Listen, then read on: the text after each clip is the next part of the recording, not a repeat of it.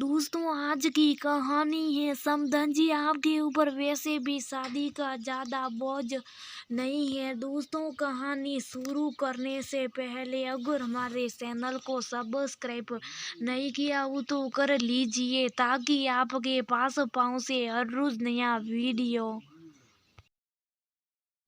आप ये क्या करिए समधी जी, ऐसी क्या बात होगी? एक बार हम लोग आपस में मिलकर बैठकर सब क्लियर कर लेते। अभी तक आपको कोई परेशानी नहीं थी और अब जब वो सब इंतजाम कर लिया तो आप शादी तोड़ रहे हैं। ऐसा मत करिए। मैंने सब जगह बुकिंग कर ली है, हॉल, कैटरिंग और 30 कार 5 बुक की है। सबसे एंड वॉश पैसे भी दिए, सुकार कारण भी बट चुके। बुध प्रकाश जी फोन रख कर अपना सिर पकड़ कर बैठ गए।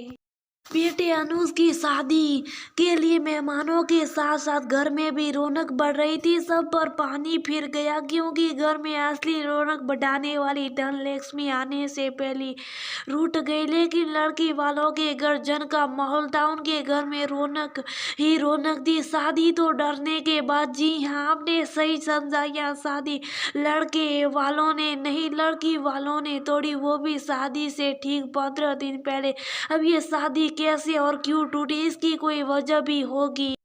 जाहिर है कि शादी लड़की वालों ने तोड़ी तो वजह भी बहुत मुनासिब होगी। तो वजह क्या, ये बताते हैं हम सभी को। और ये इस यकीन के साथ की वजह बना जानने के बाद यकीन आप भी यही कहेंगे कि ऐसा ही होना चाहिए था। 4 महीने पहले किसी परिचित की द्वारा सागर हित था। सागर जी को बुध प्रकाश जी के बेटे अनुज के लिए अपनी बेटी सरिया का रिश्ता भा गया। बिना किसी दान दहेज के शादी तो हो गई और साथ में तय हुआ कि शादी का खर्चा दोनों परिवार मिलकर बांट लेंगे। बहुत ही धूमधाम से सगाई की रस्म होगी और 3 महीने बाद की शादी की तारीख तय हुई। अब शुरू हो गया रोज बातों का सिलसिला। बातचीत के दौरान बातों बातों में बहुत ही चालाकी से बुध प्रकाश जी अपनी एक हर्षत बता देते और इंतजाम करने को कह देते, और साथ ही साथ सागर जी को ये एहसास भी करा देते कि आपके ऊपर तो वैसे भी शादी का ज्यादा बोझ नहीं है,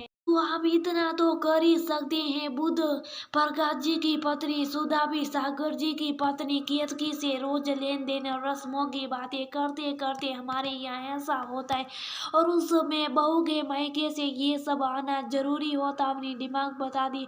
माँ पिता की चालाकियाँ क्या कम थी। बेटा अनुज उसमें भी 2 कदम आगे निकलता सेरिया को बातों बातों में बता दिया कि उसे सिर्फ ब्राइडल और महंगी चीजें ही पसंद है, इसलिए उसके लिए कुछ भी खरीदने से पहले एक बार ब्रांड जरूर देख लेना। शादी का ज्यादा बोझ नहीं बोलकर बुध प्रकाश जी और उनकी पत्नी बेटे ने सागर जी के सामने एक लंबी लिस्ट रख दी, जिसे देखकर साफ पता चला कि वो दहेज की मांग करे। सागर जी ने अपने परिवार वालों से बात की। उन्हें बड़े भाई और रिश्तेदारों ने यही कहा कि यहाँ लड़की की शादी करना अच्छा नहीं, अभी सिर्फ मांगनी ही हुई है, शादी के लिए मना कर दो। सागर जी ने कहा, ये तो अब तो है कि सेरिया की शादी यहाँ नहीं होगी, लेकिन ऐसे लालची लोगों को बिना सब सिखाए ऐसी नहीं छोड़ सकता।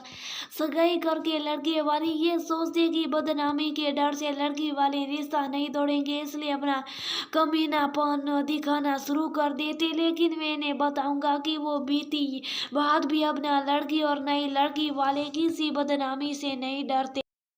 बुध प्रकाश जी ने बहुत ही चालाकी से शादी के खर्चों को 2 हिस्से में बांटने को कहा था। जब सगाई में हुए खर्चों को आधा करने की बात सागर जी ने कही तो बुध प्रकाश जी ने बहुत ही सातिराना अंदाज में ये कहकर टाल दिया कि आप सब हिसाब कर लिए, अब मैं खर्चा करूं या आप सब एक ही हैं। सागर जी की योजना के अनुसार लड़के वालों के घर से जो भी दिमाग हो उसे बिना कोई अंतराज के हाँ कर दिया जाए, ताकि वो लोग भी अपने 70 पर शादी की तैयारियां शुरू कर दे।